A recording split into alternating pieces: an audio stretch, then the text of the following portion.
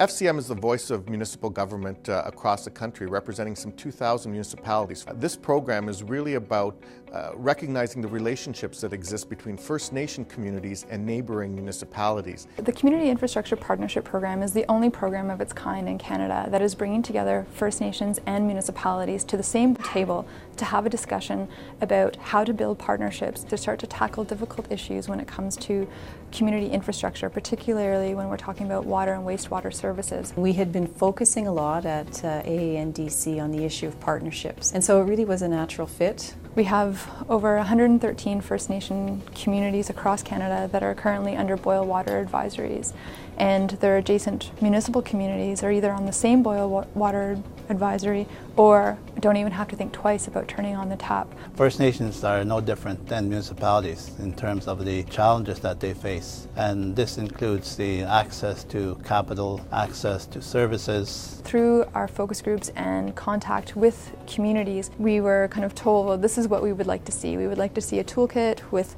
usable templates, with clear directions that normal people can understand. The toolkit is basically 150 pages of anything you'd want to know if you were getting into a relationship with either your neighbouring First Nation or municipal community. This is something that is actually owned by the communities that provided content, which I think has led to a lot of the empowerment and success of the program. It's not that First Nation municipalities have not been working together in the past. This program sets out the best practices and model policies that First Nations can move forward and work on a greater level.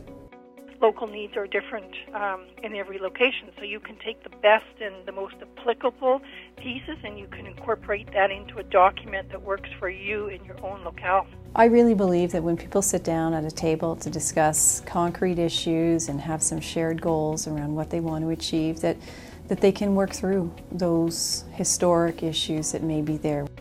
The basic trust has to come first. Still a lot of underlying hurts and resentments that need to be aired before these formal agreements can be made. Already with our program, we've had 9 workshops to date, and through that we've had 16 signed service agreements. That's an average of 2 signed service agreements per workshop, when at the beginning of our program we didn't even know if we would get 1 signed service agreement because the task seemed so large. When you have the affected people working through options and coming to some sort of an arrangement that makes sense, they're going to stand by it. It's not a solution that's imposed from above. It really is something that the primary stakeholders are working through. It is a basis in which to forge ahead with renewed relations. The demand for the CIPP program and our workshops has definitely gained momentum, and we're definitely moving forward.